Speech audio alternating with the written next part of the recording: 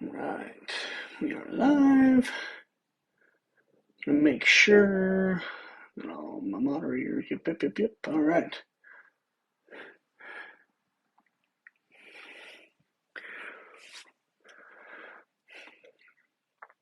All right. Good evening to everyone who is joining us. Very much appreciate you taking the time. This is Book Talk on Book Talk, where we are every Wednesday discussing books and narration and art. And we have something new, which is exciting for this week. So I'm going to get our first guest on here.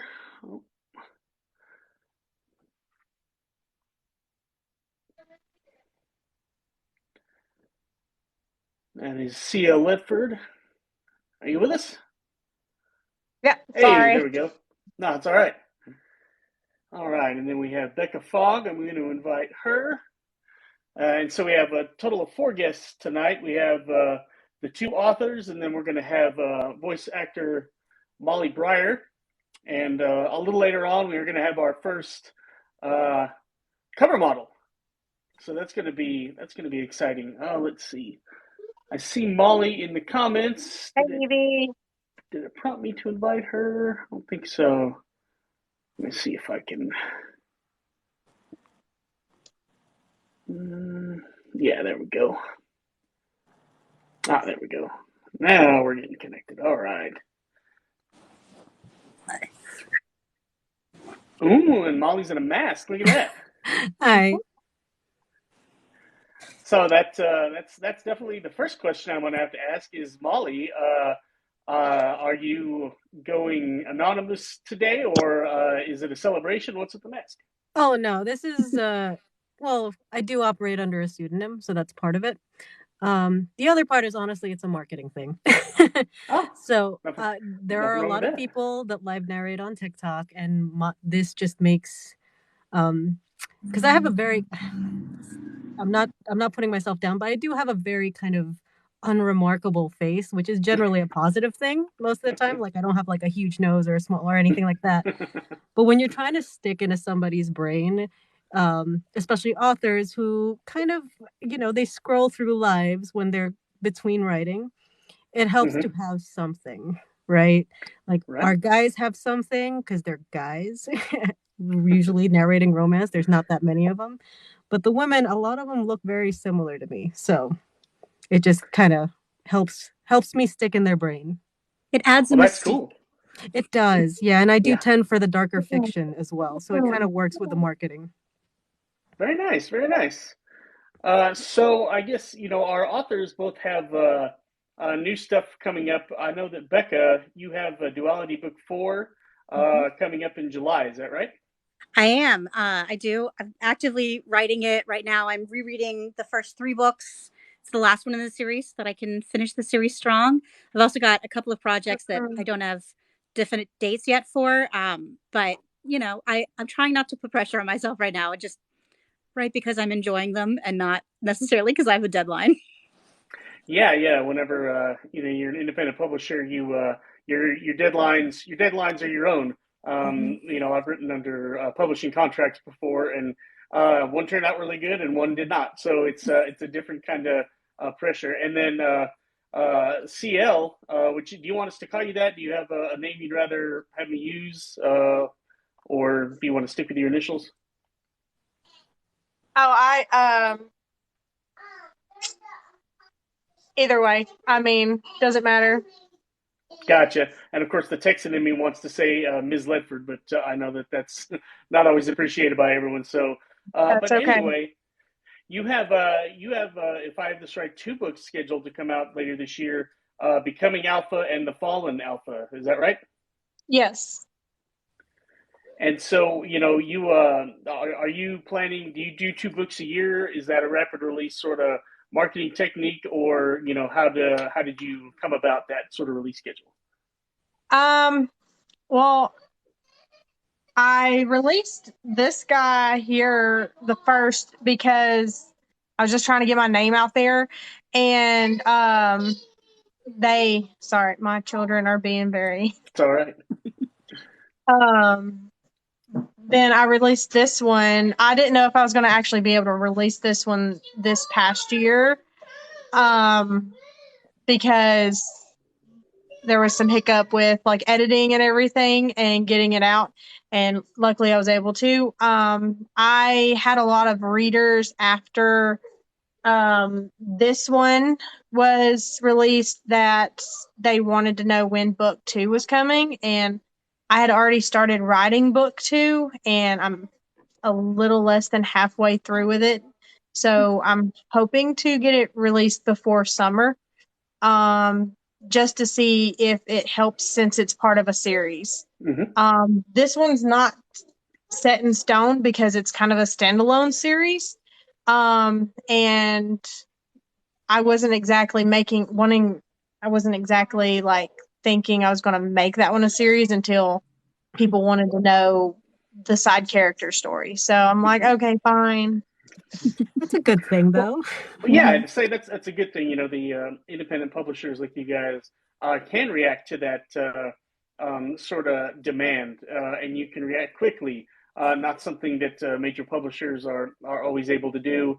And what's nice about the readers of independently published fiction a lot of times is they go ahead and they ask the author directly because they know the authors can do the things that they want. If they say we want more books in this series, or we want a book on this character, then you are able to do that. And so I think that creates a pretty cool author reader relationship that you don't always find with authors who are with the major publishers. And even if you're corresponding with them directly by replying to their newsletter and things like that, they're just contractually, there's only so much that they can do and so much they can ask for and ask their publisher for, whereas you guys are able to be more creative in that way. And so I always think that's really, really great. Since we have our guests here and we have a lot of our viewers here, I will let everyone know that the show is called BookTALK on BookTok. And we're going to talk about books and creativity and everything else. And the more likes we get, the more people who, see this on their For You page and that sort of thing. We are all small creators on here, so the gifts are always very welcome. And down in the comments, we have my executive producer, Tanya, Celtic Blue to You. She's going to be, reading the comments and welcoming everybody and thanking all the people who give the likes and the gifts, because we don't always catch them because usually we have a pretty good conversation going. And we also have She Reads is going to help moderate, because here in about 20 minutes or so, hopefully, we're going to be visited by a cover model. And so Mr. Tony Bretman is going to be here, and he is a male model for romance covers. So we are expecting the comments to be a little spicier, perhaps, than usual. We've had that happen before with a voice actor who came on here, and his fan base gets a little rowdy. So we always want to make sure everybody, is in a safe, welcoming environment. We do talk about, the romance stuff, obviously with our authors and our narrators and stuff. But some people are fans, not necessarily the art, but of the aesthetic. So we have to make sure that we don't actually get dinged by TikTok, because we have. Tanya and I have gotten our accounts. We've gotten notifications and stuff, and they've had to, they say we've removed some comments for content and stuff. So that definitely happens in the world of romance books, which is not where I live. I'm a mystery thriller suspense writer. So was it Troy? Was it Troy's fault? I feel like it was Troy's fault. I'm not gonna name names. I'm not gonna disparage any of the guests we've had on here. We've loved them all. But yeah, Tanya and I do work. So Tanya's gonna go ahead and timed you out. There's the boss. Yeah.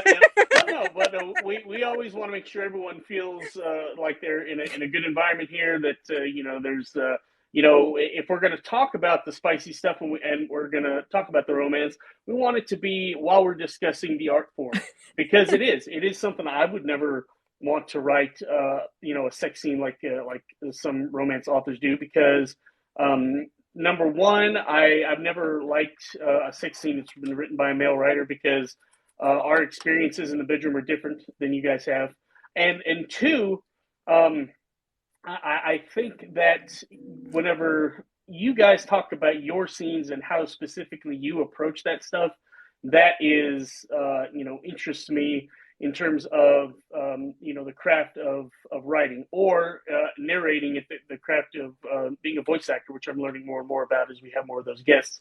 But we're not here to talk about lovemaking and that sort of thing in general. That's not what the show's about. I'm sure that TikTok has a place for that. They mark those things 18 plus, and we don't. So that's that's not where we're doing it. But moving back to books and audio narration, Molly, with your mask, which I absolutely love, and I love the colors. Those are my scarlet, tan, and gold, kind of like Florida State were my high school colors. So that I always enjoy seeing that.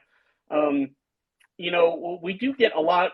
You were talking about male and female, or men and women who are voice actors and who do romance stuff, and we actually have had several of the men on here.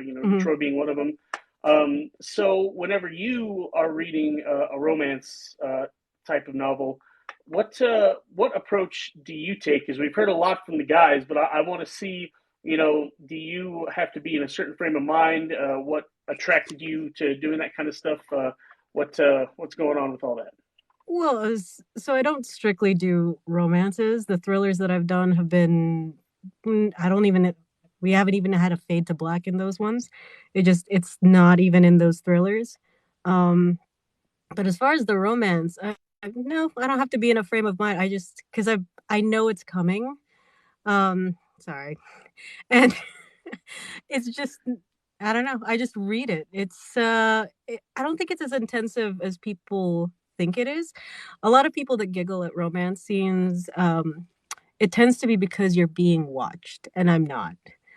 Because I don't do those things live. I'm in a box, and it's just me. It's personal, so it doesn't. Even though I'm publishing it for everybody to hear, but I don't have to perform it in front of anybody.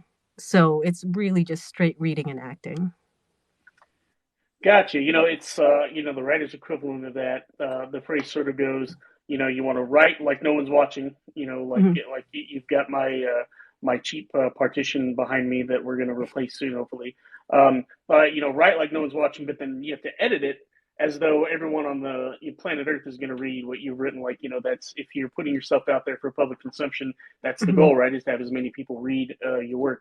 So yeah, for us, it's definitely like, whenever you're drafting, write everything you want, be as weird as you want to be, and then when you go back and revise and edit, that's when you have to be like, okay, so what do I actually want, the public to read out of my story? What do I need to hold back? They don't need 10 pages on exactly how, valves on an oil pipeline work. They just need to know little bits and pieces as the story moves along. That's a true story from me. I went out and worked on a Texas oil pipeline and set a book out there. And so that was a big part of my revision is I'd learned all this stuff, right? Because the main character was me. He was a true crime writer, and I was had been a journalist for a long time. And he's doing this. He's going out there. He's making money and just doing all these new things. So I literally had notebooks full of stuff, and I wrote it all. And I was like, okay, so they only need to know these little bitty pieces, even though I could tell them exactly how all this science and stuff works. That's kind of true, but Steinbeck had an entire chapter about a turtle heading west. It was an entire terrible chapter of just a turtle crossing the road. So, well, and you see, that's what the public wants changes because those back then people loved that style, your Steinbecks and your Faulkners and all those guys. And I'm like you, I read what I've had to read, but I would never read those guys for for pleasure. That's just not the kind of fiction that I'm interested in. But I know people who enjoy that type of thing, but it's not what's popular fiction. And one conversation that's always kind of interesting to have is we think of the Western canon and the stuff we have to read for school and the classics, right? And I'm not bringing Miss Pink Hair back into the conversation that TikTok was all in an uproar over last year. But when you think about those things, we consider them classics now, but at the time they were published because they were popular fiction. They were, a lot of them were considered pulp fiction back whenever they were published. Yes. They have just, stood that test of time. So they actually reflect what people wanted to read back then. And so, for CL and Becca, whenever people are reading our stuff, 30 years, 40 years from now, what we're writing is going to reflect what the reading public wanted at that time. And so that's one of the cool things. That's one of the things I like about having my work having been published and being out there, is that, it's, somebody, hopefully decades from now is going to read, one of my books and think, wow, so that's what, people were reading back then. That's what was popular back then. So that's kind of a cool, thought and feeling, Yeah. I think. Well, I mean, Shakespeare was most popular for his sonnets. He wasn't popular for his plays. Nobody read them in the written form. They would go to see them perform, but really they didn't become popular until long after he died. Well, the founder of English literature, Geoffrey Chaucer, was all dirty. I mean, it was all raunch. Yeah. Absolutely all raunch. Oh, whatever you can do to shock people. I love reading Chaucer excerpts, because there are some that are where he's basically saying, I like big butts and I cannot lie. Like there's like a exactly. I forget what excerpt that is, but from one of his tales, there's like 5 or 6 sentences where if you read it and you translate it into modern English, he's essentially doing lyrics from Sir Mix-a-Lot, which is hilarious. One thing, for the authors, here's a question I've kind of had on the brain. When you sit down to write, do you feel like, and especially since you're indie authors, do you feel like you have adapted and changed your own style from whenever you first started writing for yourself to what you're writing now for your fans? Or have you been able to keep, basically what you want to write, and the audience has kind of, adapted to you? Do you have any thoughts on that? CL, why don't you go ahead? I guess mine has adapted a little bit, because when I first started writing, I was 14. And so, I mean, things have changed. So like 4 years ago? Yeah. Yeah. But I just like, I mean, I haven't had too many readers say anything about my writing. They've said that, they've had I guess, sort of kind of adjusted a little bit, but I mean, I haven't had too many say that they had to like change the way. But yeah, Gotcha. I'm still kind of, this is my first year of being published, so I'm still kind of getting readers in here. Thank you for the crowns, DJ Krimmer. We love that. Becca, so same question to you. Have you adapted anything that you do with your writing based on your fans and what they've said? I have, but probably not in the way that you're thinking. So, I mean, I'm 4 books in plus a novella. I've got like a really strong core set of like ARC readers in particular, people I interact with here and at other places. And I realized, like when I published the last book, that I've started thinking about like what those people particularly, but like what that group of people would really love, what they would really want to see. Your writing naturally evolves. Like I wrote for, I don't know, decades. So I'll probably say, just on my own. You probably did on your own. I started writing duality 10 years ago, and I just I would read it because it gave me comfort. And I didn't intend to publish it. And then when you go to take something that you write for yourself and then translate it into something for other people, it's a very different frame of reference. And then doing that, and then doing the second book and the third book, thinking this is for other people and not just for me, it puts you in a very different mindset, not even in just how the story unfolds, but how you edit it, how you write it to begin with. And, you start using professional editors for the first time. You start investing in the craft and getting better at your writing, and that also evolves. So although you're not really intending to specifically write for specific people, or maybe you saw a review that somebody said, oh, well, I didn't like this, I didn't like that. Everybody has an opinion, right? But you might take that and think, okay, well, you see a couple of people say that, you think, all right, maybe I should fix it, and then it helps you evolve. So although it's not intentional specifically, or maybe even not pinpointed, you definitely adjust as you go, or at least I have. And I think that that seems to be pretty universal. In my case, it's definitely my storytelling has evolved. My first book, I went for a very realistic portrayal of working in a newsroom and how journalists operate. Because it was reporters were the main characters other than the villain. And then, I also wanted to write something that was darker fiction, and I wanted to have an ending that was not super duper conventional.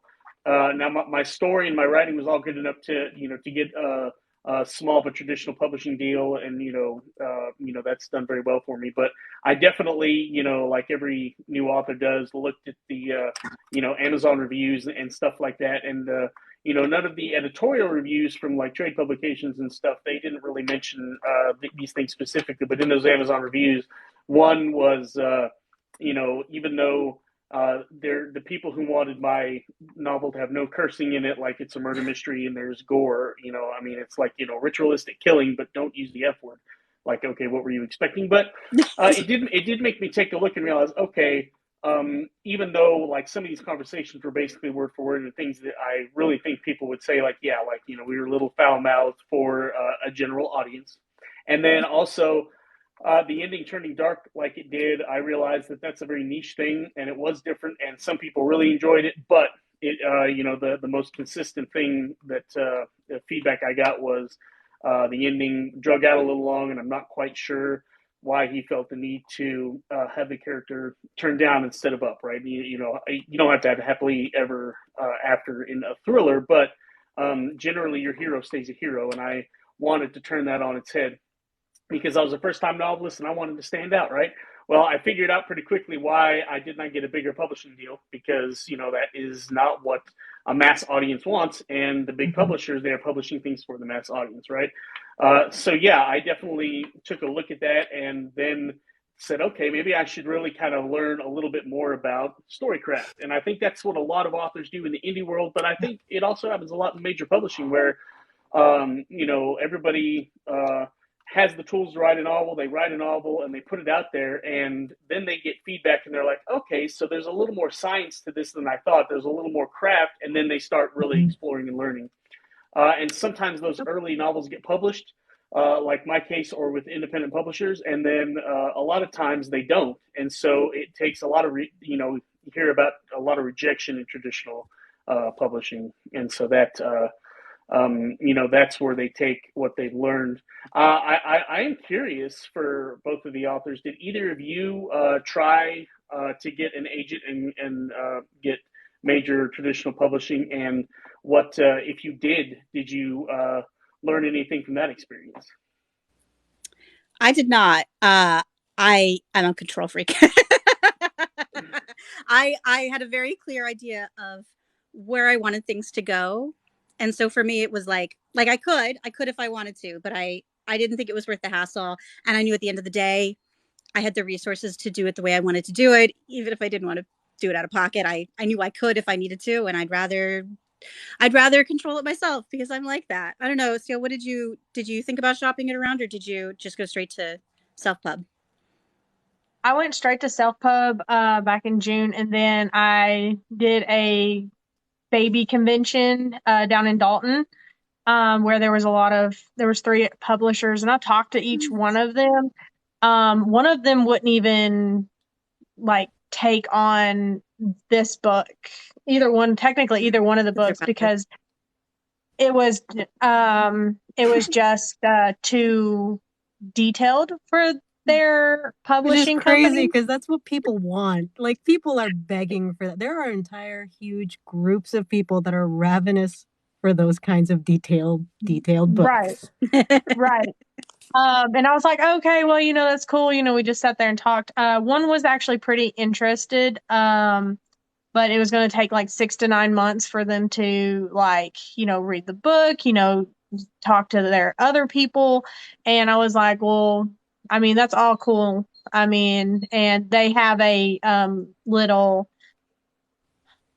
I don't know, I guess a little book thing down here in downtown Ringgold, and every third day of the month, every third Tuesday of the month that they go and just hang out and talk about books and everything. So I missed out on that because husband had to leave out of town, so someone has to be here with the kids. So I've not actually got to go yet. So maybe one day I can just hop in and be like, "Hey, y'all invited me, but I'm a little late."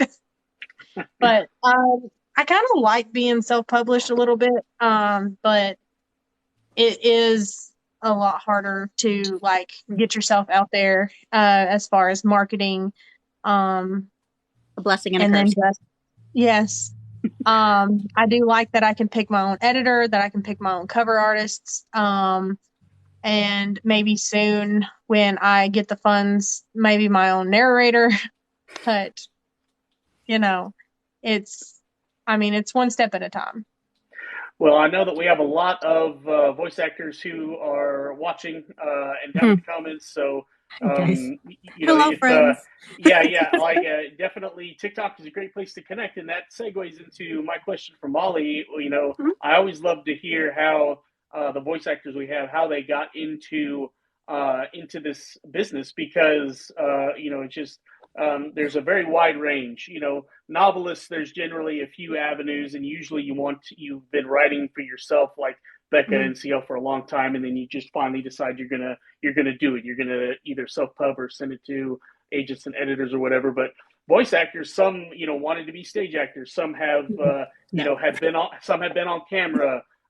Some kind of did narration for commercials. Like, there's just so many different ways people funnel into being a voice actor. So I want to hear your origin story. Since you're in a superhero mask, we'll call it the origin story. So this is actually my second career. So I'm retired. And I don't know how old everybody is, right? But when I was growing up, it was considered really impractical to do art, and I wanted to be a singer back in the day.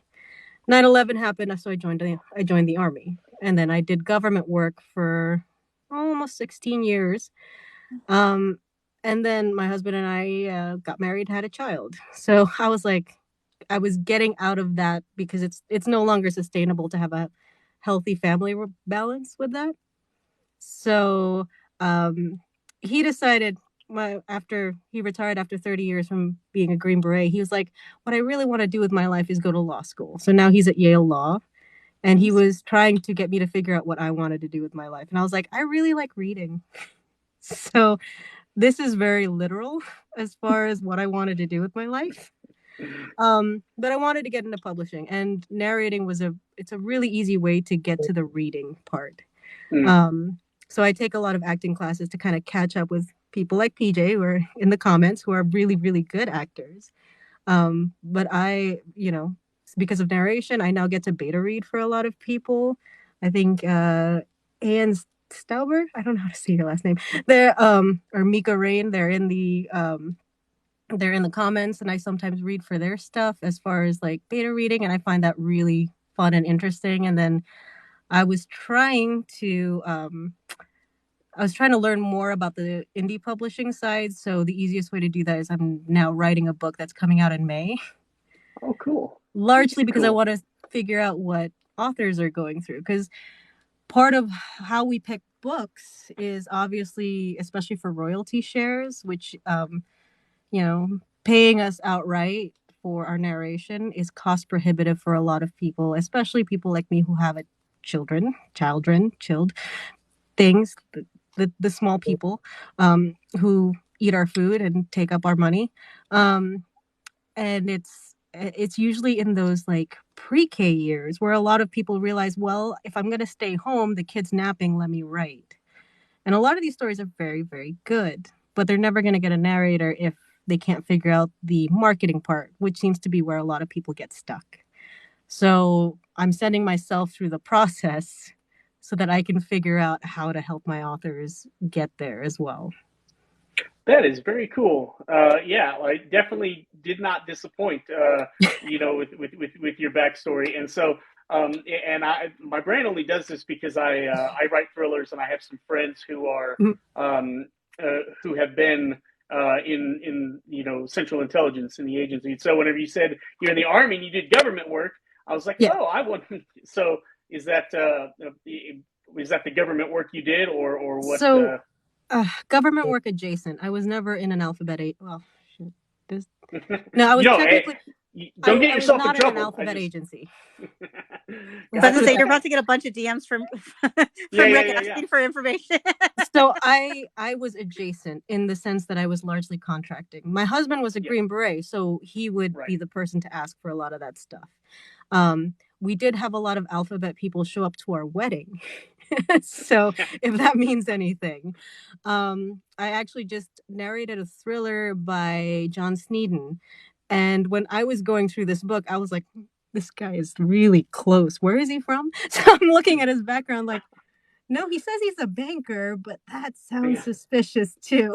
So banker. And he's like right outside of Fort Bragg. So I was like, a banker outside of Fort Bragg. I'm like, no, my favorite is like sometimes, whenever I'm doing like editing for guys who I know they're writing those type of throws, and I know that they were in sort of that field, is just finding them on LinkedIn, and they always that's what it always says is like I worked for was a federal government supervisor or something like that. So it's always fun to hear how they kind of get around saying whatever it was they did.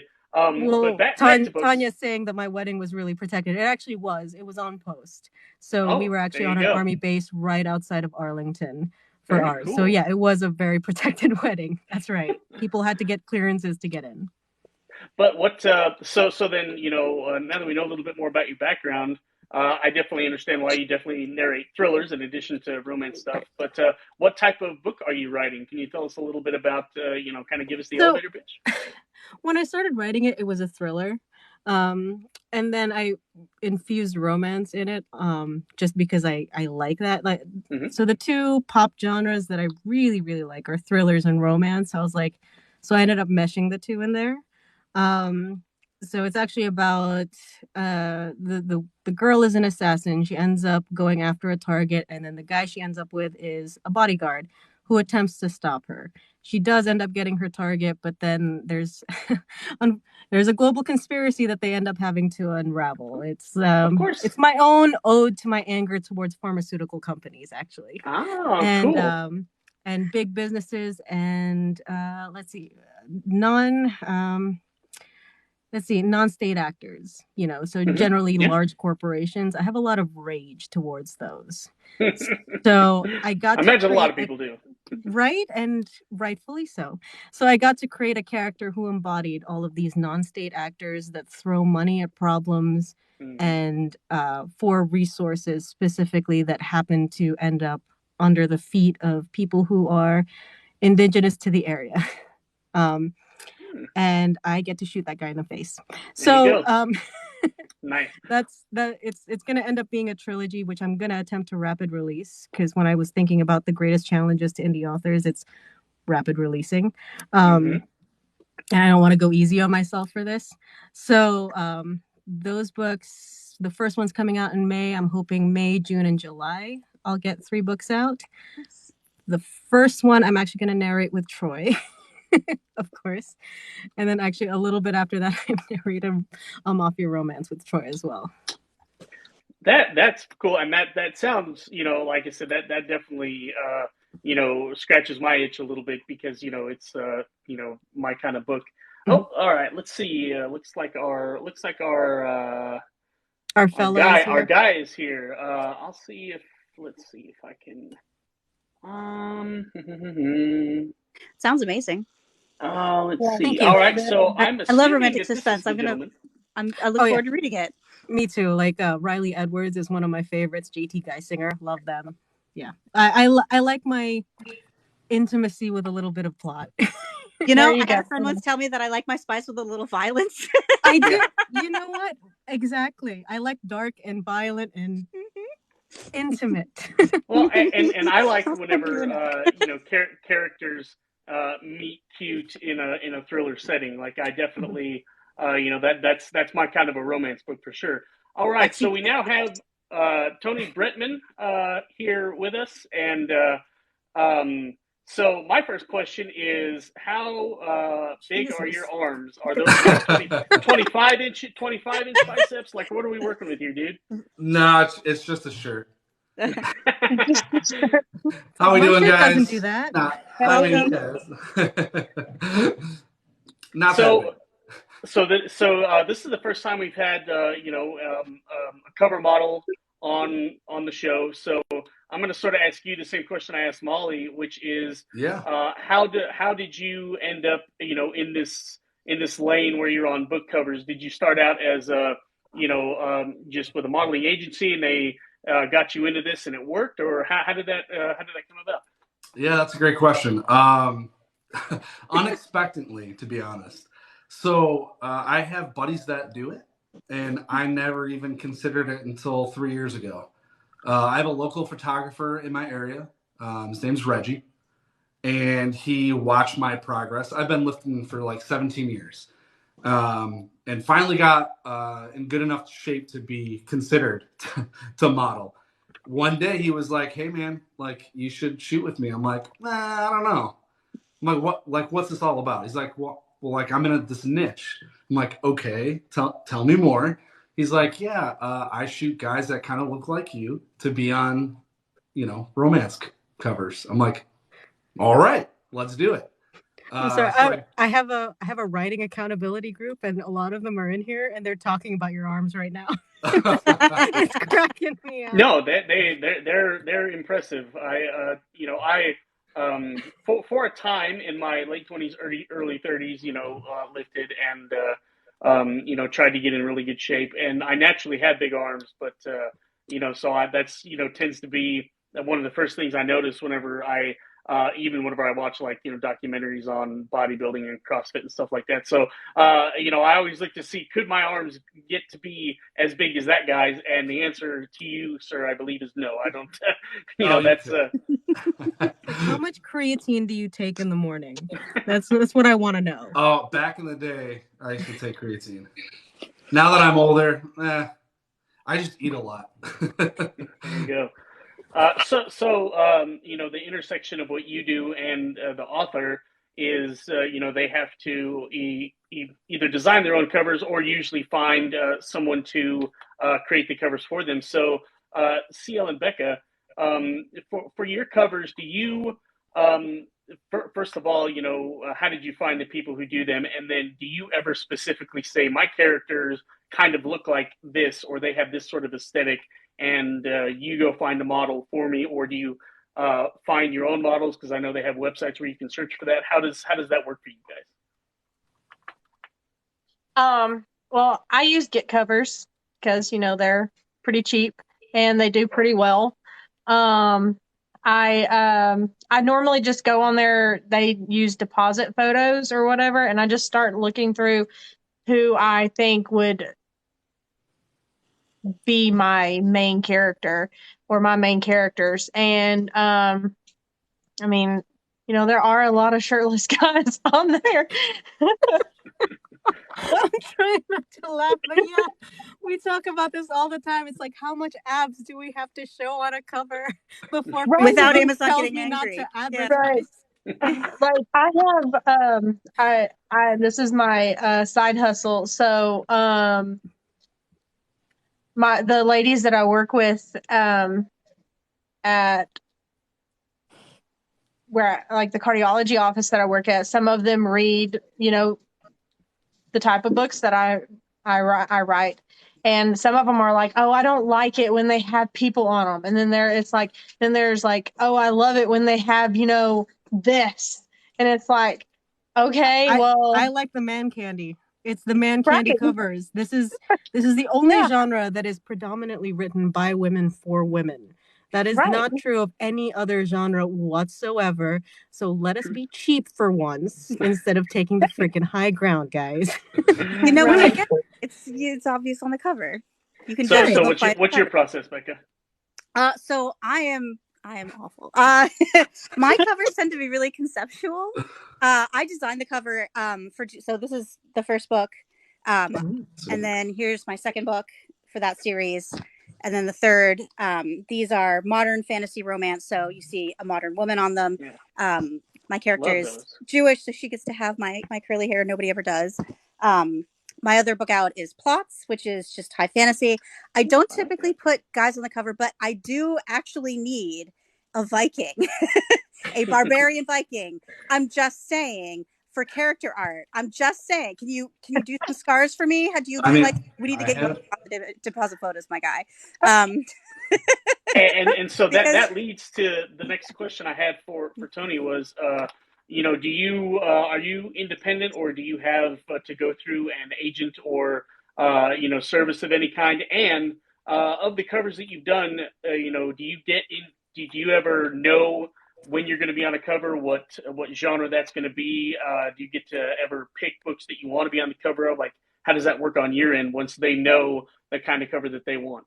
yeah, that's a great question, Rick. So, like, what I'm familiar with is usually the authors and the photographers have full control. The authors will reach out to the photographers and see their portfolio. Then from there, they'll select. So, like being a cover model, we don't really have options, which is totally fine.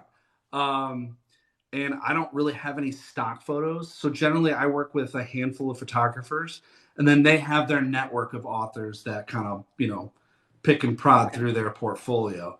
I would totally be down to create like a stock, like I don't want to say cheaper because I know that they're expensive. Affordable. Like, yeah, I get it. Accessible. Like I completely, especially now, and I know that the costs that go into making a book, I understand. I get it. And that's why I'm assuming authors really don't want to use cover models because it breaks into profit. It does. Yeah, it can be. It can get a lot more expensive than you're looking at tens of 200s. So yeah. And generally, like, I'm not in it to make money. Like, I know that sounds ridiculous, but honestly, it's such a cool community that, one, I never thought I'd be doing this. So just to work with photographers and the authors, like, that's just phenomenal. So long story short, there's kind of different ways to go about it, and I really don't have a lot of control. So I guess, to boil it down, if one of our authors said, I want you on my cover, could they contact you directly, like send you a message and say, hey, I want you to be on the cover, and then would you get in contact with one of your photographers, or do they have to contact the right photographer? Like, how, if they right now wanted to book you for a cover, how could they go about it? Yeah, so essentially they could absolutely do that. They can reach out to me, and then we can talk about what kind of photos they want to use. And then I'd either speak to a photographer that allows me to license them, or speak to photographers that have the license themselves. So the majority of photographers that I work with, they actually carry the license. So when it's sold through them, and then I just get the difference. So either way, you can contact me. You can reach out to the photographers that I use. Yeah. And so from the comments, we have a couple of things. One is that our viewership is going up, and Tanya, I don't know if she does this on purpose, but we do occasionally get guests that we know are going to drive viewership, because TikTok is a visual medium, right? Like, us authors are used to painting pictures with our words, and the voice actors are used to bringing characters to life through voice.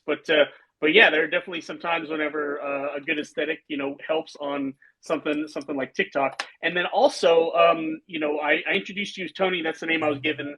And it looks like you have a Michael in there. Is that like a middle name, or do you have a pseudonym for your modeling career? Because obviously in the acting and the modeling world, that's very common. So want to see what I can dig out there. Yeah, so it's just a TikTok name. I try not to get too personal so that they don't drive to my personal social media. But if it happens, it happens. I mean, yeah. So Michael's my middle not name. asking you to out yourself no more than you're asking good. Molly to tell me whether or not she was a secret agent. But just these are the we things still need that to come circle across back my on mind. what your background was. I think we never got to that. My background. Yeah. So did you start out? Comments. Were you trying to be a bodybuilder, or were you just a gym rat? Like, how did what was what is sort of your day job profession, I guess? Yeah, so I'm a gym rat on the side, and I'm in sales as my profession. Oh, okay. So, yeah. So you really did just kind of back into this. You just knew some folks who did this thing, and you had the right look. that's cool. It's like you watch TV and movies and people get quote discovered, and it sounds like that's just a little bit of what happened. And something you said, not in it for the money. I think all of us can understand that, because I was talking with an author today for Blue Mantle Publishing on the publishing side of it, and it's like, yeah, the margins in book sales are just not amazing. It's definitely not the same as if you're going to be an actor, or if you're gonna, I'm gonna take this year and kind of focus on writing for the screen, to see if I can get more output, then complete more projects, which helps me feel better, because as a writer, anytime you complete a project, it's great, and also because there's more upside. If you write 20 scripts a year and you get one to land, that's better than writing 4 novels. I'm obviously not paying enough attention to the comments, because we have Molly and CL are just breaking down laughing. So What's going the on? people that are being the people that are most vocal there are people that I work with, so I'm it's like an added benefit to me, because I'm reading their funny comments and I'm like, I know these people. Well, and we do have 2 moderators, so Tanya and She Reads are gonna. But yeah, I see what you're saying. I'm scrolling back through, and it looks like we got TJ. Listen, TJ, you could make this a challenge. Yeah. Whenever somebody's talking, you have to do push-ups. I'm just offering. Yeah. I'm just saying. Listen, you got inspo there. You've got. God. Well, and so it is interesting. And like I said, we plan on making sure that and Tanya's keeping an eye on things. She does a wonderful job for us, executive producer of the show. But it's nice because Tony's obviously a very nice, very humble guy, and he's being very gracious to us. Explaining how it is he got into this all this stuff, but. It's we definitely he's a mountain of a person. So I mean there is and it's nice that the guys and the women in here both appreciate the same sort of stuff. So for the authors, here's a question. Do you and especially since Becca, you don't really put male models and abs and bare chests on your covers, and CL, I can see you in the background, you have at least one chest. So do you find that your readership wants one over the other? Do you think for you, CL, has that book sold any better than the other, and what kind of comments do you get? Because somebody said something about before Amazon gets upset with them about the bare chests, and I actually don't know what their rules are on that, because as a thriller writer, I will say that I may, if I were to use you as a cover model, it would be basically what you're wearing right now, and you'd be like a former member of Delta or something like that, or SEAL Team 6 or whatever. So you definitely would be good for me on that, but there would be no reason for you not to have a shirt on. So CL, what are the rules when it comes to showing bare naked men on your covers? Just to insert, Navy SEALs don't need a reason to take their shirt off. They're off. They just do. I'm sorry. That's true. Yeah, Navy Molly SEALs are knows like all the about worst this. human beings ever. They are always shirtless. It is always volleyball on in freaking Top Gun, and that's not even like stateside. That is on deployment. And I'm like, it's freaking 0 degrees outside. What are you doing? If I had that body, the I would probably do the same. I won't lie. If that was the physical attribute I had, I mean, that's everybody looked like that out there. That was I stayed in for 16 years. It wasn't because the job was fun. All right. So anyway, back to the real question. CL, let us know about Amazon's standards and practices when it comes to covers, if you know them. No nipples. If you want help, I know them, because I tried to advertise on Amazon, and Amazon did not like even my non-male chat. They don't like anything spicy, even in the contents. Okay. Yeah, Amazon does not like spicy things, so you can't really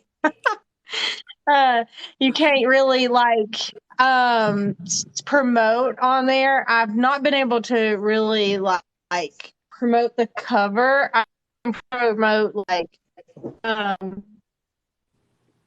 the non-cover part of it. I mean, but this one's been out longer than this one, so this one's got more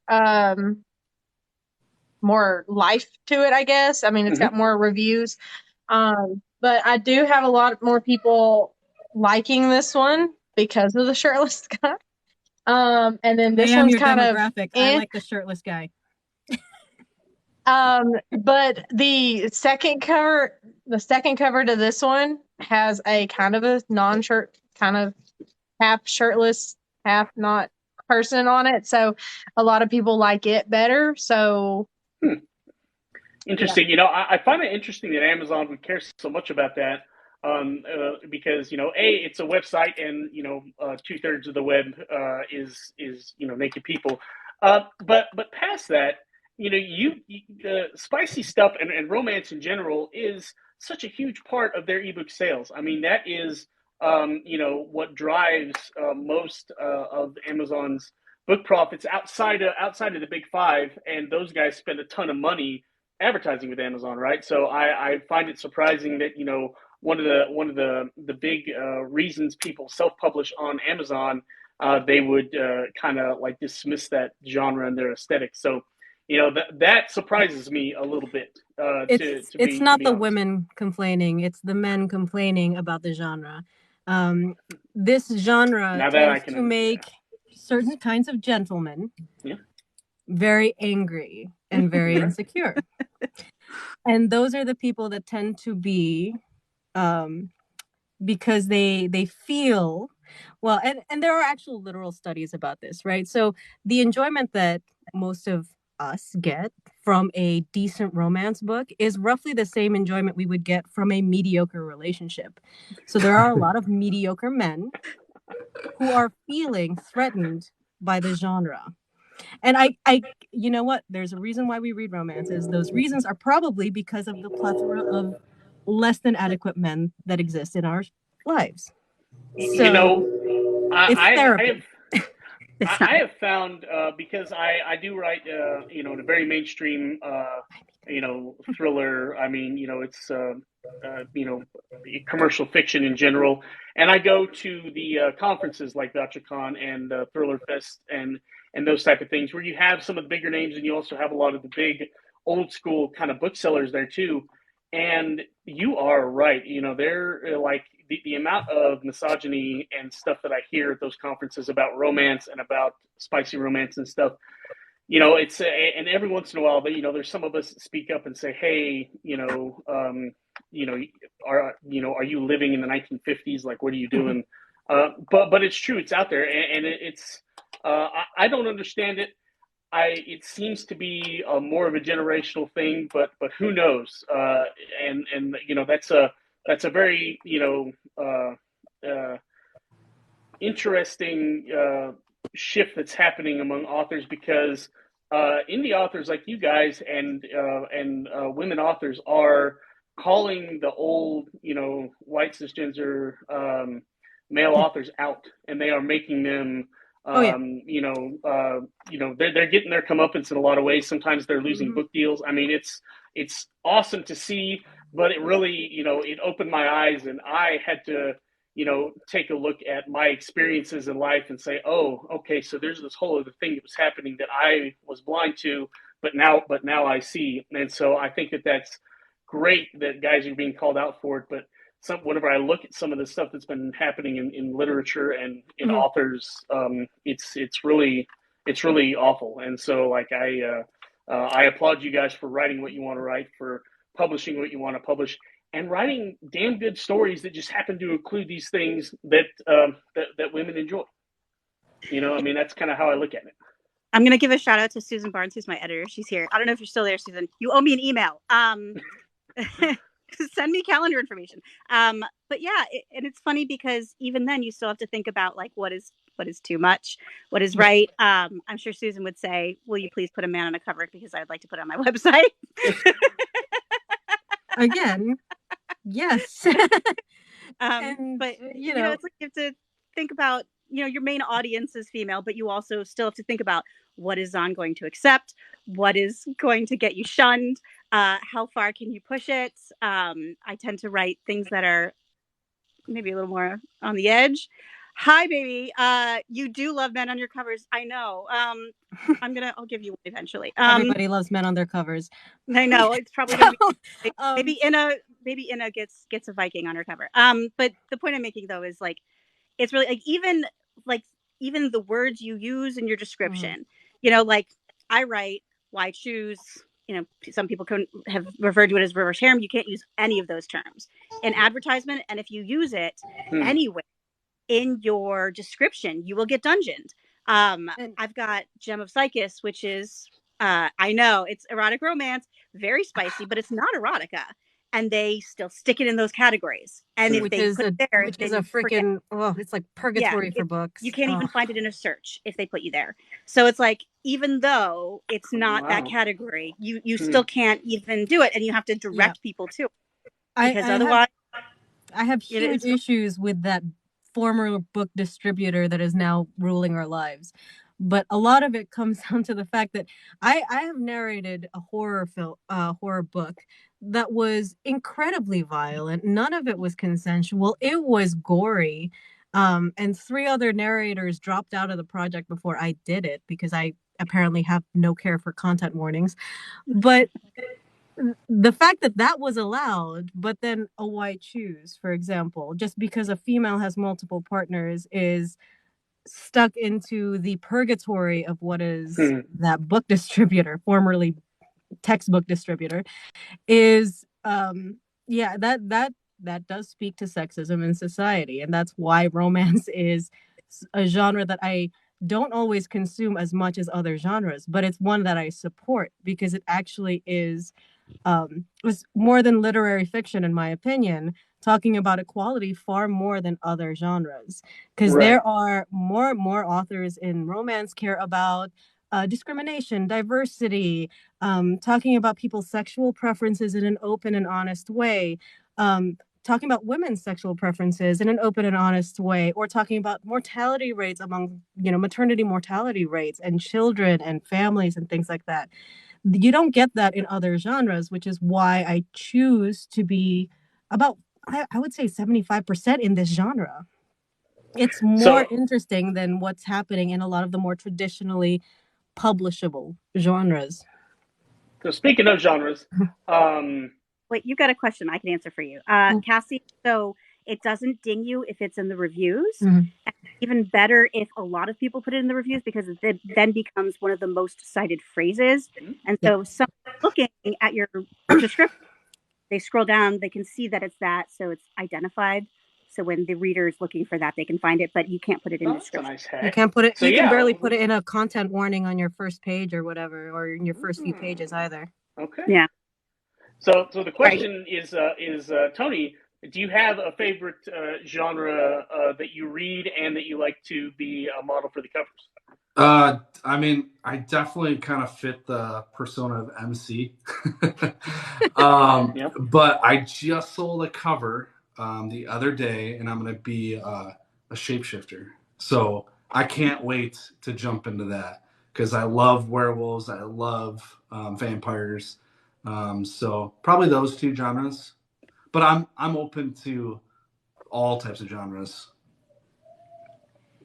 You should reach out to Ellen. I thought you were Owen from her Owen cover for a minute there. Like when I first saw it, that might be Owen. So have you been on any covers that of any titles that have hit any bestseller lists or Amazon categories or anything like that? Anything to brag about and give you a chance to Jesus, brag he's about about to be. The exposure that you're getting right now, you're about. I mean, let's go. You have 50 people in there going, I need you for this. So I don't have anything on the shelves currently. A lot of it's in development. I have seen one cover. Julia, oh man, I'm going to butcher her last name. She's got an Italian last name. And the book's called Balls to the Wall. It's a military. It's about essentially a guy that goes AWOL. It's not out yet. So yeah, I have 5 that have been sold for covers, but nothing that hits the shelves yet. I just started legit last year is when I got traction. So I'm hoping this year is going to be a big year. Well, that's what we like to do on the show. That's the point, of what Tanya and I are trying to do. And it's kind of top of the hour, so I'll do a little bit of a recap for those of you who joined midstream whenever Tony came on. This is Book Talk on Book Talk, and we talked about books and creativity and all the different things that go into a book, right? Because people we have on are small creators. Most of the novelists are independently published. The voice actors, they're mostly in charge of booking their own stuff. And as we've learned, you can reach out directly if you want Tony to be on your cover. He can facilitate that. And we like to shine a spotlight on these type of people because this is where the publishing industry is going. We talked, we had our little rant about, the old school misogyny and all that stuff, and how all of that is getting disrupted. And traditional publishing is a very old business, and it is a giant ship, and it's hard to turn. But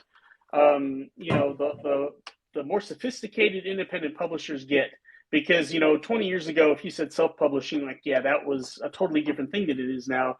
And now the independent creators are putting out products that are just as good and many times better than what the big five is putting out, because the talent is leaving that industry because it has problems, and they are going independent. Like, editors are leaving and becoming freelance. I am in a very unique and excellent position to be a part of a small press where our publisher Charles, who bounces in and out of here, he cares so much about editing and the editing process, which is what I'm passionate about, and I have some people I've hired who are passionate about that. And the industry has issues, and we're trying to work in a way that is better. But that's going to happen, regardless of what we do. Because I watched it happen in newspapers. Newspapers died because they had a bad business model and there were problems. The traditional book industry is starting to do the same thing. So, and then along comes TikTok and BookTok, and all of a sudden there's a place where people who are passionate about books can. Oh yeah, let's see, we got some wine going on there. It's interesting how. There are some people who go on these TikTok lives and they have stuff to drink and it's don't. not as strong as what Troy had. Yeah. Yeah, and like I usually have a caffeinated beverage or water or something, but I just don't today for whatever reason. But I notice it because I can see myself, which I used to hate, and now I finally get to where it doesn't bother me as much. But I'd see myself taking drinks, my water or my Pepsi or whatever all the time, and nobody else was drinking anything, and I'm like, am I strange? And then Tanya, who all of you, if you want to be on the show later on, I think we're booked up through summer, but if you want to be a guest, she's the person to contact. She runs my TikTok life essentially, so she's the person to be friends with and to talk to. But she started letting the guests know, like, hey, if you want to have something, water or protein shake, which I assume that is. I'm sure it's actually not, but I have to review a little bit, but whatever it is, and that's okay, because we go on for a couple hours here and we like talking, and whenever you talk, you get thirsty. So that's my rant on stuff to drink. And we want to have. You make that sound like it's the only way I can get. No, that is not Tanya, at all true. I was talking to you long before I knew you did this. But we have actually we have told the Pepsi people that we would love for them to sponsor the show. So we are waiting to hear back. But how cool would that be? Tanya loves us all. We love Tanya. I will say that we need to get back to books, because I will ramble on for the next hour about soft drinks if you let me. So I wanted to ask the authors, what led you to pick the style of books and the genres that you're writing? Is it what you were reading? Was it a specific author, a specific book? Like, how did you guys get into writing this type of story? And then, was there a moment whenever you decided, I think I'm going to go ahead and put this out there for the world to read? It's the genre I've always read. I write in a lot of different genres. Much of what I write has suspense and plot twists, and I call it plot forward with spice. Oh, I I mean, like that's that. another part of the reason why I put her on the covers is she's the main focus. And even though it's why I choose, it's still at the core a story about her. So for me, it's just that's what I'd always read. I was a big urban fantasy fan for a long time, still am, and it's what I enjoyed. I made up a magic system and I wanted to write it, so I did. All of my writing projects tend to come out of, you talked a little earlier about like what the market wants versus what we want, and for me, it's like I'm writing as a hobby, as something I just enjoy to do. So I just write what I want to write and what I enjoy writing and reading. It's funny though, because when I'm actively writing something in a genre, I can't read that genre. It like confuses me. So Hmm. like I've been on I didn't read contemporary romance like at all, basically, until like a year and a half ago when I started publishing, because I write fantasy romance. And I was like, I can't do it. So now I've got all of these contemporary books that I've started reading. And like, maybe I should write some contemporary romance. I don't know. What about you, CL? Well, I actually didn't like reading at all when I was a kid. Like I didn't start actually reading until like 5th grade. And the only reason why I started reading was my teacher was a big horse owner, and she knew I loved horses, and she gave me the book, The Black Stallion. That's what got me. I'm sorry about the puppies. I really It's am. all right. They are. But they start it actually. I don't think that if I would have never had her as a teacher, I probably would have never gotten into reading or writing. Um, I don't. I was more of a movie person, even though I really liked reading. I kind of pulled a lot of things from Van Helsing and Buffy and um Underworld and things into this book, kind of. So I think that's where I started, was just watching them and being like, that is super cool. Like, I want to write about that. And that's when I was 14 and wrote the 2 chapters of that book. And it kind of sat for a while, like 17 years. Just And enough time. yeah. But I started reading shifter werewolf books. I've read Anne Rice. Anne Rice is like my love. Nice. And then I like He is a classic. yeah. And then I like L.A. Banks. Have you anybody's read her? Yeah. She she kind of pushed her books kind of pushed me into writing more. Because she had this super badass female that, you know, unalived demons and vampires and all this cool stuff. But I started reading into that and then reading shifters on those reading apps, like Dream and Good Novel and things. And I was like, you know what? I could write this stuff. Like, none of this, like, I could write this. And so Yeah. I, That, yeah. that's one of the reasons why I've started writing screenplays is because there is so much bad stuff out there on the screen, and it's like I'm a pretty good storyteller. So and like I've heard it said that trying to get something as a screenwriter, actually have anybody pay you if you're writing on spec is kind of like trying to win the lottery. But I Yeah. think if I'm not going to actually play the lottery, I'm going to try to do that. And I said this earlier. You can write a screenplay more quickly because in the end, like as an editor, as a prose editor, which I love doing, most of my job is finding what needs to go away, what words need to be deleted, what scenes need to be out of there. And so I destroy rather than create. And then screenwriting is taking that to the absolute extreme. So it's actually a skill set I have. So I create it and I overwrite it, and that's fine. And then I know I can go back in and just take out all of the excess stuff I don't need. But you can finish drafts and you can finish projects more quickly. And so I think I need a little while of doing that because I write my novels slowly. A book a year would be like, I would have to be really buckling down all the time, in addition to the different marketing and stuff. And so, but yeah, like that's part of it too, is just looking at that going, man, I know that if that movie can be made, somebody wrote that script and I can do a way better job. So I might as well do it and then just see if anything happens. And the more I get to know novelists, I have actually more and more of them are being introduced into the Hollywood world, and so I actually have some connections there too. So I'm like, well, if I had that, might as well. So does use it have to be in movies, or can they be plays at all? Is that what?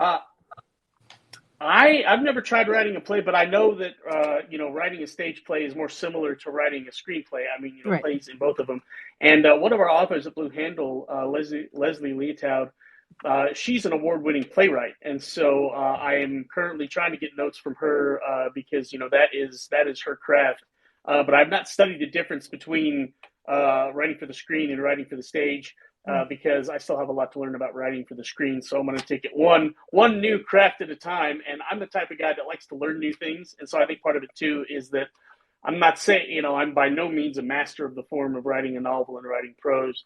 But I do know what it is to write one. I do know, what it takes, and I can edit it and that kind of thing. So maybe I just want to just learn a new form every 5 years. Do any of you guys, have you ever fiddled around with screenplays, or do you know anybody in that business? Like, do you have any thoughts on writing scripts versus writing prose? I haven't. I would love for Duality. I think Duality is very cinematic in a lot of ways, so I'd love to see it, maybe converted to that or even made into rights. But I don't know that that's right for me. I feel like I would be really, really bad at it. So kind of. I'm not. Probably not my thing. Yeah, I was in the Army with a guy who became an assistant director. He actually, the last thing he worked on was You season 2. Oh, wow. And I remember because I almost ended up on a Star Trek set because of him. Did not want to go because I don't act for a public. You want to go? So I live outside of LA, so my old unit was like right here outside of LA, so that's why he was able to do that. I'm also on the board. Well, I'm not. My husband is, but we are as one at this point in our lives because I'm the one helping do a lot of the stuff for that. It's for a play that's actually going to open probably in Washington, D.C. called The Team Room by Bill Raskin. And it's about the Green Berets that went in after 9/11 occurred. So it covers the day before and then the day after. Which actually the reason my husband's on that was one, we worked with Bill Raskin, the playwright. And he was actually going to finish his bachelor's or start his bachelor's at the time before they recalled him because of that. So I am technically helping on the board of that and doing their graphics. That is very cool. Yeah, that one is kind of happening in a different way than most traditional plays, because I do know some Broadway people, and the way that they say that occurs is not how this one is occurring, because it's a lot of veterans that are contributing money directly into a foundation for them to be able to put on this play, and they haven't even picked out actors or anything for it. Gotcha. That should happen in the next year. That is very cool. And it seems like there in performance art, be it plays or Hollywood, that things can happen in so many different ways, and there's not one way. Whereas book publishing is very staid. There is a process. You do this, and it's been that way for 100 years. So we've had the voice actors on here have been actors for the stage and in front of camera. So Tony, the obvious question for you is, you've been modeling and you're doing that. You're getting more comfortable in front of the camera, I would imagine, in front of a still camera. has that piqued your interest in doing any stage or screen acting? Because you've proven that you have a physical aesthetic that people are interested in that way. Does your mind ever drift that way, and have you taken any steps toward that? I appreciate it, Rick. I don't think I've proven it yet. It's still a work in progress. I don't know. I mean, way back when I kind of started the fitness stuff, I knew a stunt coordinator, and he actually was in The Dark Knight because it was filmed in Chicago. So I tried to actually get into a stunt crew. I haven't really considered it since. I guess we'll see where it takes me. But in like all honesty, I have such like stage fright that I don't think I'd be able to remember lines. Yeah, me too. So being silent on a cover, that works perfect for me. Gotcha. Yeah, no, I've never wanted to. This right here, like Tanya and I have been doing this BookTalk on BookTalk for a little while, so I'm starting to get more comfortable on camera and not being as self-conscious and stuff like that. But oh man, I used to hate this, like and even recording like pre-recorded stuff for like we have like some courses you can take online through Book Puma that are like masterclass style stuff. And you go back and look at the early ones. My boss and I were joking about this like last week. Is that I looked like I was in a hostage video, and someone was making me tell you how to write a good novel, and it was awful. So getting books adapted to the screen is interesting, and I know a couple of people who are having that happen.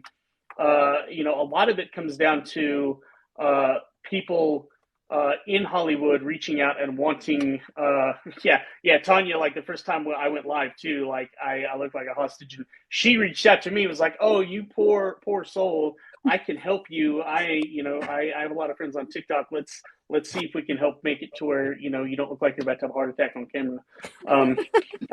But so it's getting your book in front of somebody in Hollywood who likes your idea, and that's the interesting part, is that most of the time they don't want to, you talked about having someone adapted into a screenplay. You can do that, but what we've done at Blue Handle and what people ask for first is the pitch. They call it a treatment. And then they also have slideshows, what they call them, pitch decks, I believe. And Molly, if I say anything wrong, let me know, because I'm just kind of dipping my toe in there. But it seems like they want that first, and if you can sell them on that, then comes the screenplay and that sort of stuff. So I would think what my recommendation would be, based on the limited knowledge I have, is that look into those things and see if you can put together a package that's really sells your story like that, and that's what you're selling, is your story, and then that will lead to them probably hiring a screenwriter to adapt your novel. At least that's the way it's been working for my friends who are getting their stuff adapted. I want to write original stuff because, like I said, I think I just need to learn an entire new thing. I would have stayed in college until now and gone to graduate school and post-grad and whatever's after post-grad. And I love learning new things, but you pay people to do that. They don't themselves pay you to learn. So that was never really going to work out. Right. I would have gone from major to major to major if I could have. So did you go to Loyola, Tony? Is that what I did? Is that what she's telling me? Yeah, I went to Loyola, bio pre-med for the first 2 years, and they kicked me out real quick. I graduated, but not with any type of like medical degree, that's for sure. Overrated anyway. Oh, and see, I don't know, like something about like I've always enjoyed. I was a nerd in high school, and so like you have me and my sister are very opposite. I love school. I was a nerd. I was so upset whenever I got a B one semester in one class or whatever. I was a straight A guy. And then my sister always thought that she had to try to live up to that, right? Because she's 4 years behind me, so we were actually in the same school at the same time. And also my friends, I went to University of Texas. I was one of the only people to go to a major Division I school out of my graduating class, which was 58 people, tiny high school in Texas. And that they always thought, they assumed that I thought they should be doing that too, and that that was academia was the way to go. I don't have to tell them I don't care. No, if you can go and start making a lot of money right out of high school, do it, because I'm going to be paying off debt the rest of my life. But I'm doing that because that's what I want to do. That is what is going to make me happy. And I have parents who have allowed me to chase my dreams and to chase being happy as opposed to other things. And so the intersection of art and commerce is something we talk about on the show sometimes. So we've talked a little bit about what people do in their daily lives to to pay their monthly bills. So where and this is for each of you, where do you think you get the passion to do this side hustle? Because for me, I wanted to be a writer of some kind. And Charles runs 10 sandwich restaurants in addition to a publishing house, so he definitely knows about doing that stuff. And we don't make him a dime, and I wish that were true, but we're only year 2, so maybe by year 3 or 4 we'll be profitable.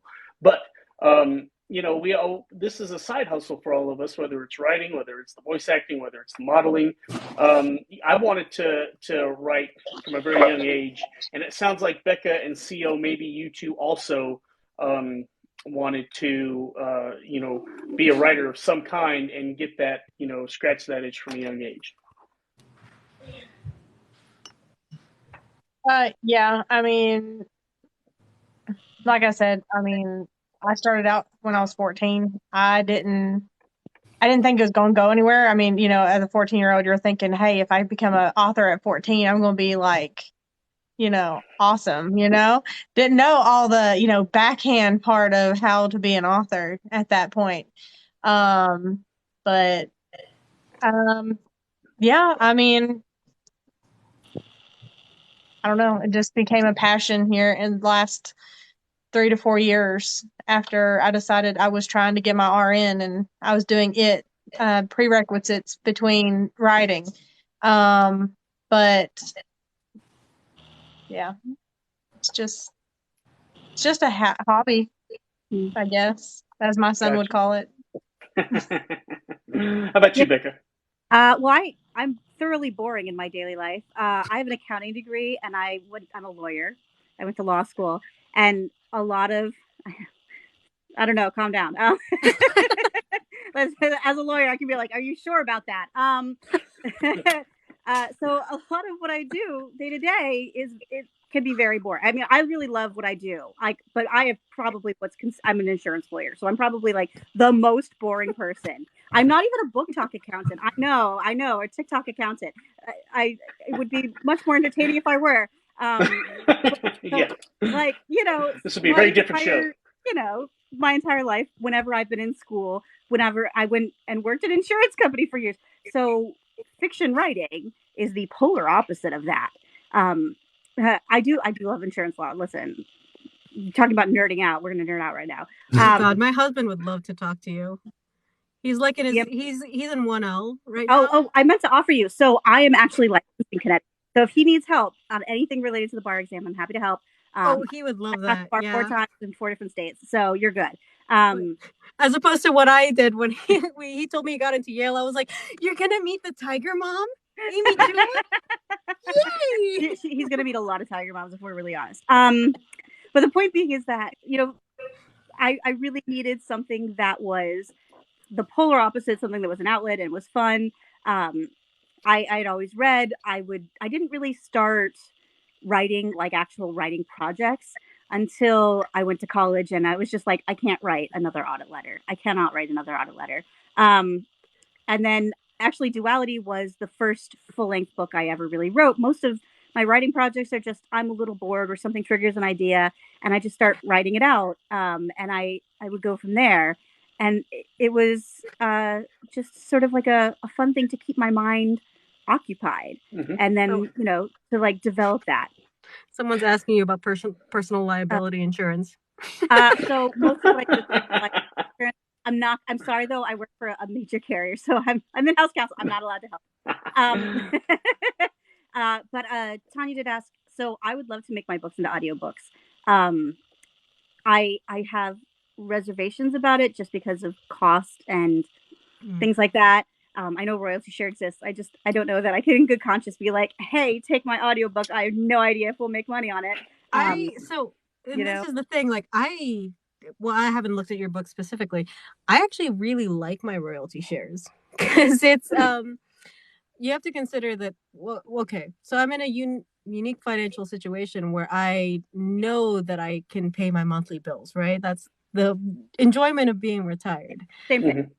Right. So with royalty shares, I like having a monthly, it's almost like a monthly stipend to me, right? I mean, December is kind of terrible, January is a little bit awful, August is bad, but overall I'm getting something into my bank account every single month from a lot of these books. I actually find that more of a relief than getting a one-time payment in a month and then I'm scrounging for another book right afterwards. So depending on how well you market your books, royalty shares are actually not a terrible deal for narrators. And I know that a lot of narrators think that way, but that's because of their own personal financial situations. Most normal people need the money up front. But for those of us who have like a safety net, royalty shares are things that I will fight for. When I audition for something, I usually look at the author and what they've previously written to see what their marketing plan was for that. And if it was good, I will fight for that royalty share like crazy. Like I will email them. I will send in my audition and then I will email them. I will talk to them. I will read their previous books in the time that they're making their decision and stuff like that. So I could discuss their books with them, because royalty shares can be a real boon to narrators. And oftentimes that works out better because the authors that cannot afford to like the $2,000 to $3,000 in order to get their book narrated, oftentimes those guys do have like the $50 or $60 or so to get it marketed correctly, or they know the right people to market it correctly. So a lot of that will be based on your marketing plan. And I will a lot of the authors that continue to hire me multiple times, I was on their first book, the first book they ever released under whatever pseudonym that happened to be. And it's actually been incredibly lucrative for me because I stuck with them to book number 4. Right. And I could recognize from book 1 that they were going to do something really good with themselves. And then usually if their book 1 was really good, I will be like, hey, can I alpha read for you? There you go.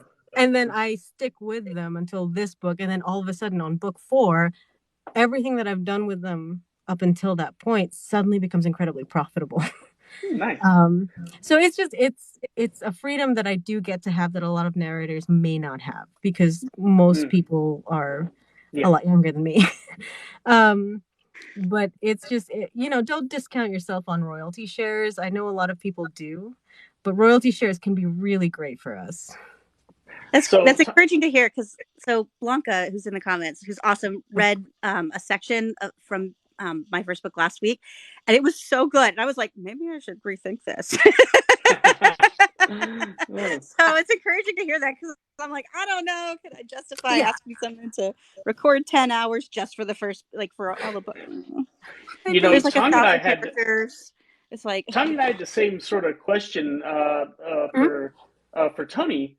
How do you get paid for, or how are you going to get paid whenever you are on covers? Because, we've talked about the different ways that authors and voice actors, split the profits and make money. But what does it look like for you? Do you get paid like per photo shoot, for project, or how does the money financial stuff work for the models? Yeah, that's a great question. So essentially we get paid when a photo is sold, and then you work out the details with the photographer. Usually like there's like a set fee for the type of model you are. I'm like in the low to middle tier. My buddy Ryan Stacks, I mean, he's got 4.4 million followers on TikTok. He's crazy popular in the industry. He's also an author, photographer, and model. I know his fee is a lot larger. But essentially, it's just when you sell a photo, whatever percentage you work with a photographer, that's what you get cut out on. Okay. Could you work out a deal with an author to where, you know, you worked out your own financial deal and one or the other or both of you just hired the photographer to shoot you and you were in control of how much money you got to be on a certain author's cover? Oh, absolutely. Yeah. So I don't have any exclusive rights signed. No agency owns my ability to work with different authors, photographers. So yeah, essentially, if I work with a photographer or with an author and they decide they want to use their own services and work out specific deals, I'm all for it. Like I said, not really in this to make money. I'm more in it because the community is awesome, and it's kind of crazy to like at the end of the day to see what you've worked so hard for to be, in the pages or on the cover. Yeah. Yep. So yeah, I'm Yeah. very, very flexible. For a novelist holding that book for the first time and seeing the words that have been on your screen this whole time, seeing them physically, and for me, first time I got one in hardcover was, was incredible. Just crossed my mind. What would be interesting? You're the cover model for a book, and then yes, no, all authors do that. Yeah, it's definitely. I go and I visit my books in the bookstore. I go and I say hi to them sometimes just to see if they're there, and go in and sign them if they're in stock. But you're the model for this book, and then you also yourself do the narration for at least the one character you're supposed to be portraying. I think that would be cool synergy. I don't know if that's done or not, but that would seem interesting to me. You could see the guy on the cover, and then that would almost be a marketing thing. And he's the main character of this MC Motorcycle Club, and get to hear him say sort of the spicy things that you've written in your book. So I don't know if that's ever done, but that's maybe something to think about. I totally down. I mean, I wouldn't want to step on narrator's toes, but I mean, that would be super cool. There's no such thing as stepping on our toes. I don't think I have the best voice, but hey. Well, neither do I, sweetie. But it's about nobody the likes acting. Their voice. Yeah, that is something I figured out. Yeah, you're getting interest in the comments too, by the way. Yeah. And even the side chats. Yeah, no, it's and this is something that a lot of people don't get. You don't need a good voice in order to narrate. You need to be a decent actor and connect to the material. You have to love the material that you're reading, which is why I tend towards a very particular subgenre of thrillers and romances, because I like what they're writing. I like the characters they create. I like those authors. I think that those authors are really awesome. If you don't connect to that kind of writing, then yeah, okay, you'll probably be a terrible narrator, especially if you're doing it just for the short-term gain of a one-time project. But if you like what they're doing, I think there's a connection there that tends to elapse into your narration. And I know, and in your comments you have like Paige Reisenfeld, who's an excellent narrator, and PJ, who is also an amazing actor, by the way, not just a narrator, but he's an amazing actor. But you don't have to compete with these people. You have to like the material and want to bring that material to life. It helps to like the genre. It helps to like what they're trying to say in their books.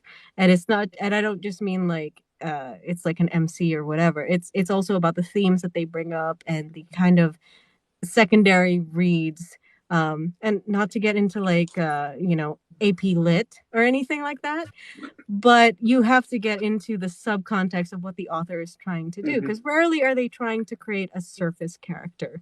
Yeah. They're trying to create a character that is saying one thing, but they have a subtext of something else, and that takes a lot of work, that takes a lot of thought on their part, and you have to admire that and want to bring that to life. Yeah. And that's really what it is about narration. It's not just about reading the words on the page and being good at reading, because being good at reading makes you a TED talker. Yeah, there you go. And that's it. So I feel bad. I skipped over CL. are any of your books audiobooks? And if not, have you thought about that, or what are you going in that direction at all? None of my books are audio because, like Molly was saying, it's kind of expensive. I never knew about royalty shares with narrators. But I mean, I've had a few coworkers say, they would read my books more if they were on audio, but it's like, but yeah. So I mean, one day maybe, but Yeah, we're not quite there yet. And of course, again, I'm gonna give myself credit, and also some of the people in the comments. A lot of us will do royalty share for the right book, and it has to be. Right. And it's not necessarily genre specific; it's writing specific and theme specific, right? Because just because you're writing Why Choose or a certain kind of romance or a subgenre of romance, that's not the important part. It's the themes that you put into it, because that's what people tend to connect to, and also your marketing plan. But like, Paige will talk to you about it. PJ will talk to you about it. I will talk to you about it, even if you don't want to hire us. And we can also help you find the right voice, because obviously, like, Paige, Paige has a really brilliant singing voice. She's a soprano, but has a really like nice, soothing, low voice. PJ is a really good actor. Allie, I don't know if she's in here, but Allie has like the sweetest. Allie and Macy have really sweet, young voices. Like they're like breathy, but like in a Disney way. So we can help you find the right voices for these people as well, if that's something that you're interested in. Allie Dane, yeah, thank you. So a lot of these people have really wonderful voices, and I think we're all pretty aware of where our like I'm actually more suited for thrillers probably than romance. So we're all pretty aware of where we are, and we can always help you try to find the right voice. And as long as the marketing is there, most people will do royalty shares for like a normal for an author that really cares about their craft. Because we all know that the economy is terrible. We all know that. We all know that not a lot of people have savings. And we don't want to stop that from you getting your book into the genres that people like. And I got into audiobooks, specifically pop genre audiobooks, when I was pregnant, when I had a child, because I could no longer read when this thing was pooping all over me. So, yeah. So that's something to consider. Well, and one of the things that I like hearing about, on this show and TikTok in general, is that, all these creative people are getting in touch with each other, and they are,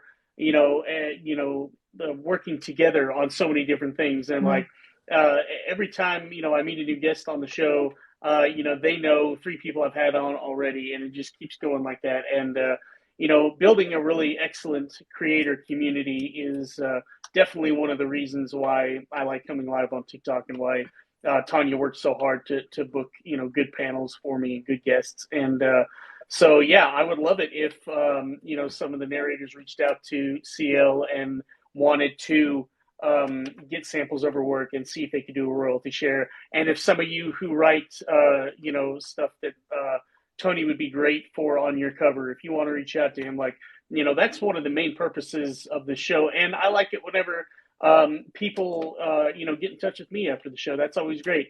In fact, I'm just going to go ahead and say it. Anyone who,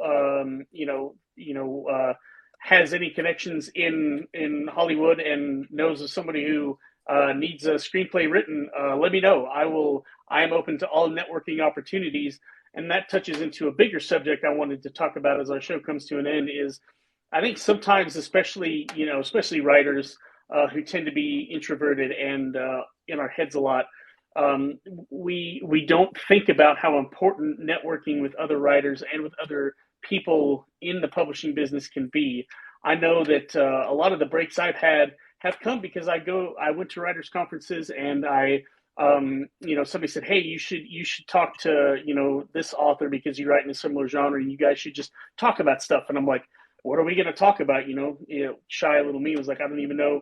I was sitting there, should I send this email? And I'm like editing it 5 times like I would a story before I hit the send. And I tell that to all people in publishing, that putting yourself out there and making those connections is important, because writers, we know what we're what's going on in our lives just by virtue of what we do. I'm sure it's the same way for narrators. I'm sure that the narrators, whenever they get on their lives, and whenever they talk to each other, they have their own vocabulary, and they know exactly what the other one's talking about in shorthand.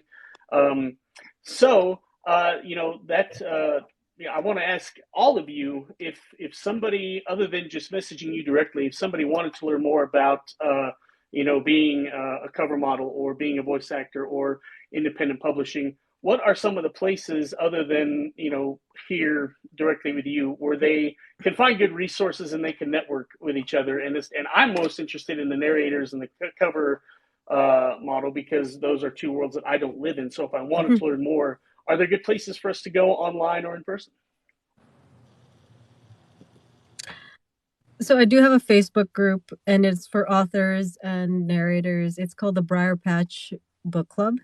It's a non-promo book club where it's all about marketing and learning tricks. The most recent thing that I think I posted that was freaking awful was talking about how authors can try to sell their stuff on TikTok based on what I've gotten from other authors and things like that. How to hire a narrator, that kind of stuff.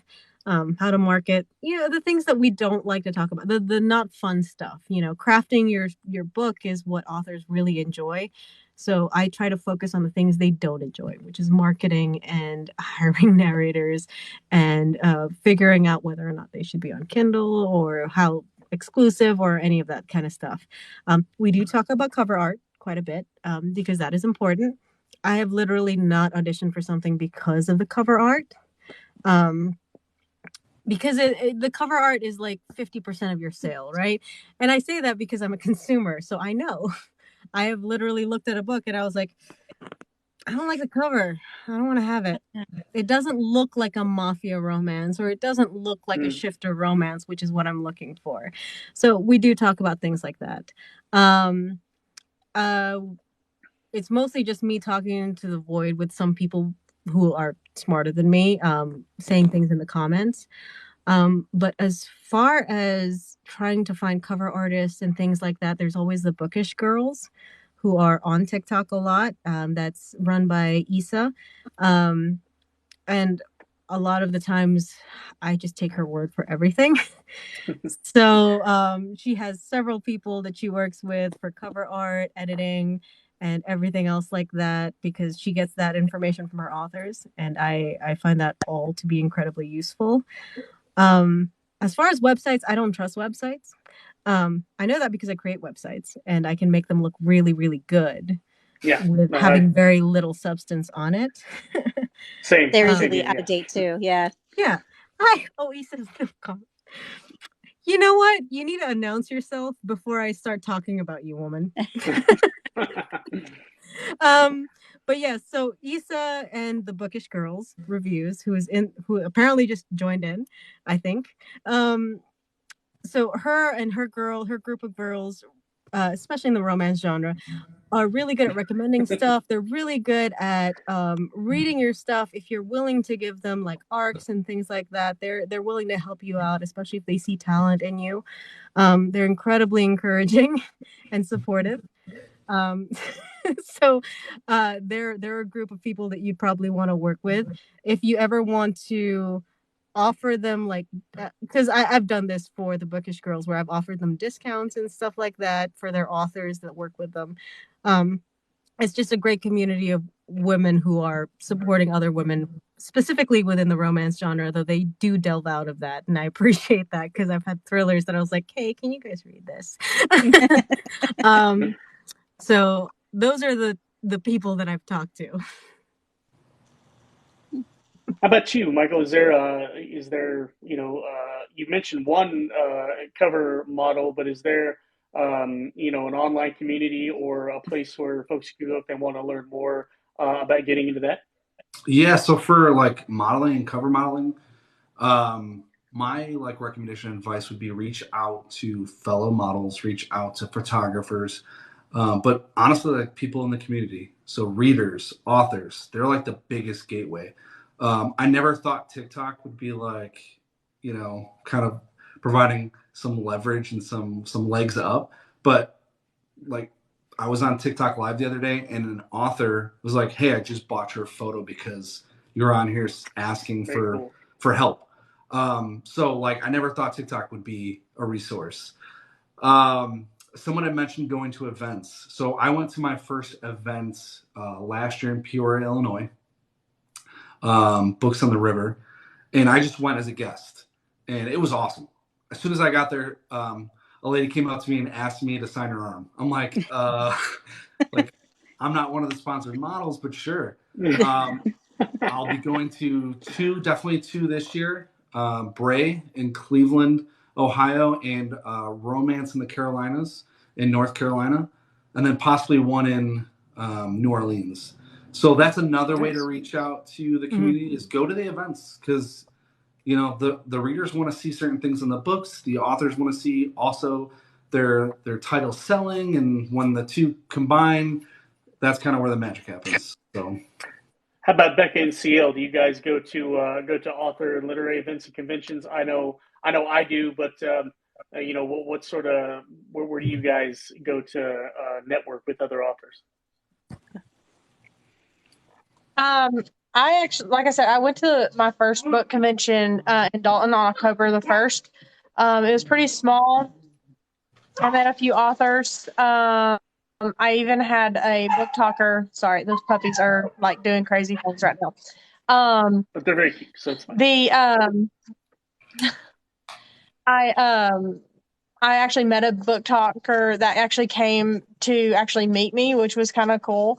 Nice. I was like, oh, cool. But I am going to Connuga on the 17th through the 19th here in Chattanooga, Tennessee. So I'm hoping to meet a lot more authors and hopefully maybe the wolves that they have that are going there. I'm like super excited about them. Sorry, they will not be good. I'm super excited to meet the wolves. So, but I don't have a table, so I got I didn't get there in time to get a table, so I'm just going to be pulling a little red wagon with books to sell and kind of promoting myself that way. So, hey, got to do what you got to do. I'm going to be on panels. Yeah, I'm going to be on some panels. So the guy that he was like, we can set you up in the panel rooms, and I'm like, okay, just whatever. Nice. So I like this one's going to be 3 days, so I'm really hoping to meet some cool people. Nice. How about you, Becca? So I have yet to get to go to a convention. I would love to. Pandemic is hard. We're talking about little ones who just sit there and poop on you all day. I have a 2-month-old. She's 2 months today. Oh, so, congratulations. Thank you. But it's just like trying to do too many things at once. Yeah. My brain cannot handle it. I got invited I have a 2-year-old. I still can't handle it. I also have a 4-year-old. So it's like more of this, not something I can handle. Yeah. Exactly. It's like, oh, great. Here's a baby. No, I've just got the one terrorist and it's too much. Yeah, it's a lot. At least mine get along really well. But the point being is I got invited to 2 conventions, but both I was just like, I don't know. I also have to finish the series and I got to do all this other stuff. I would love to go to a convention. I will say as far as resources though, I probably would not have been able to publish without TikTok. Naomi, and I'm not going to say her last name right, Nakamura, help me, Naomi. I probably could, she's amazing. Golden Angel, amazing. I love them dearly, follow them religiously. A couple of other people, and it's just without them, without them, I would not have any idea what I was doing. I still don't really necessarily have any idea what I'm doing, but I'm better at faking it, right? So without them though, I formatting books, understanding the process of publishing, understanding ISBNs and how they work. There's a very steep learning curve, and they were instrumental in helping me figure that out. I always put at the end of my books, like you do your acknowledgments, the last paragraph of all of my acknowledgement thank yous is always TikTok, Facebook. Like I don't know what I would have done without you. So you're saying that, but like Ann Stauber, that's in Ann Stauber Books, that's in the comments, she's actually mine. Oh, okay, there you So, go. See, yeah, exactly. I reached out It's to like her because I liked her books, and then she has, and that's all led to me writing my own stuff. So there's always someone that's, maybe you don't want to refer to them as a mentor or anything like that, but there's always, it's just wonderful to have somebody to talk to. There's always a good friend who's willing to hear you out, who knows more than you do. Oh yeah, exactly. And so that's been huge. I know down in the comments we had some people asking for Tony's availability and stuff. So I would encourage people to and we're about to wrap up, so it was a good segue, to follow us, and we will, make sure we all follow back, the people who are following us, but then use TikTok's messaging system, because these comments go away even whenever I download these videos and upload them to YouTube, which I'm starting to do now. It doesn't show the comments. It doesn't even show the user names below. So all it shows is just the raw video footage. So those comments pretty much go away as soon as I hit end. So follow us and message us whenever we follow you back. So you can have those direct conversations. And then I always try to end the show by asking everybody, other than following you here on TikTok, where can they find you online, and where can they learn more about your work? And it's usually go to the link in my profile, but give each of you a minute to go ahead and go through where folks can find you online and learn more about you. Let's start with CO. I'm mostly on Amazon. I do have a website. It's www.clledford.com. It has all my stuff and everything on there. That's basically, I'm on Facebook, Instagram, TikTok, obviously. But yeah. All right. And Tony?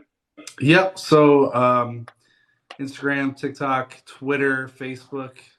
I do have a link in my bio for my Instagram, for my modeling page.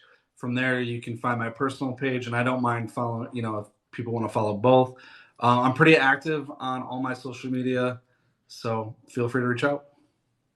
All right. Molly?